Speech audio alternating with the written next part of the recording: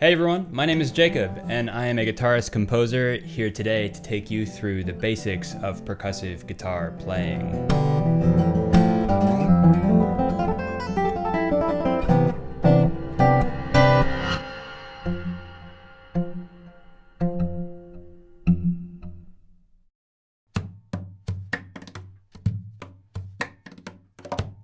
Those kinds of rolls are super fun to do once you get used to those raschiato techniques. I'm sure at some point or another some of you have seen an acoustic guitarist online do a crazy pop arrangement or film arrangement or write an original tune that incorporates lots of body percussion, tapping, and fingerstyle playing to achieve this huge one-man band sound. This style has been popularized over the decades by players such as Tommy Emmanuel, Michael Hedges, Phil Keaggy, Andy McKee, Don Ross, Antoine Dufour, just to name a few.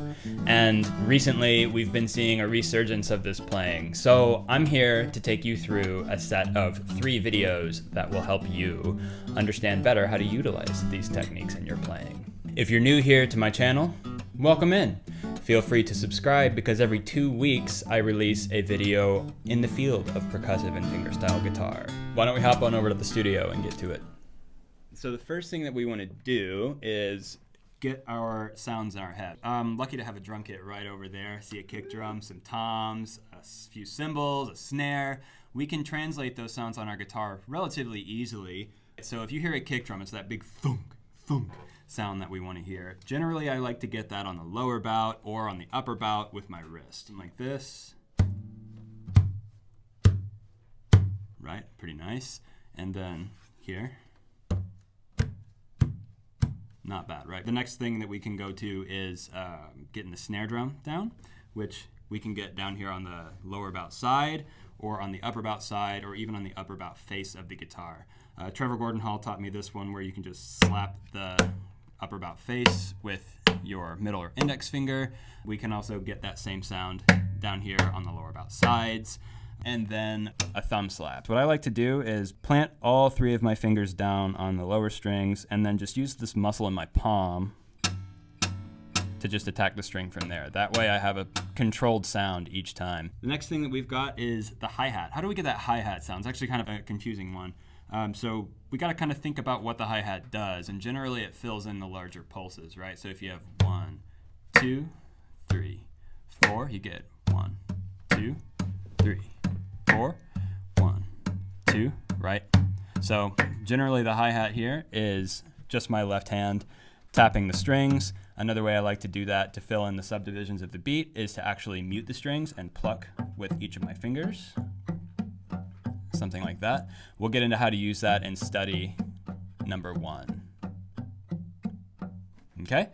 After the hi-hat, we have the toms and the crash cymbals. So those are filler notes, right? So the toms we can get down here generally with like a raschiato technique, which is a flamenco technique.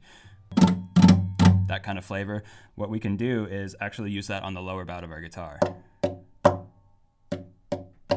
Gonna see some scratches over here eventually, but we can also get that same effect if you don't want to scratch up your guitar by using those same 3 fingers in the opposite direction on the side, and you can get these kind of sounds.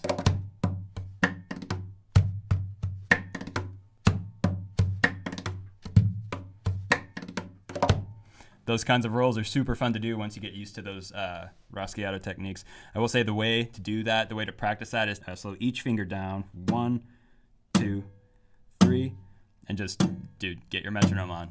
You're gonna hate me for saying it, but get that metronome on and try it out, and then jump up to triplets, triplet, and 16th notes.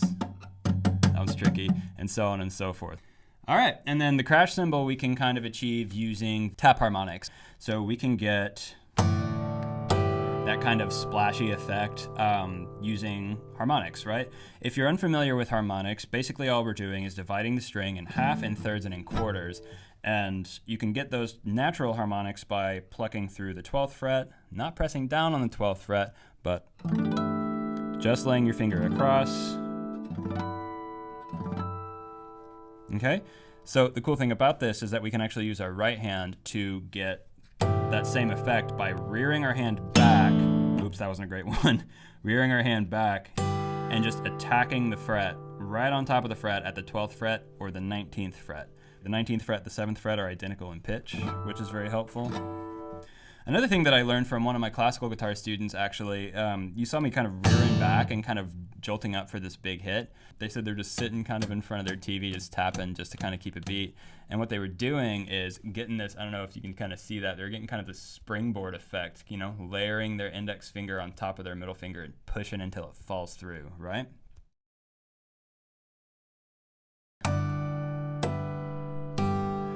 Especially be really precise with all of this as well. So in that case, we've got our kick drum down here, our snare drum right here or up here. We have our hi-hat on the muted strings, our crash cymbal on the tap harmonics, and then our toms with the raschiato and the rolls on the bottom of the guitar. So it's a lot of information, a lot of raw information. So how do we process that into a song? That's when we'll actually pull up study number 1. I've got 4 or 5 exercises for you to get cracking on this funky little tune.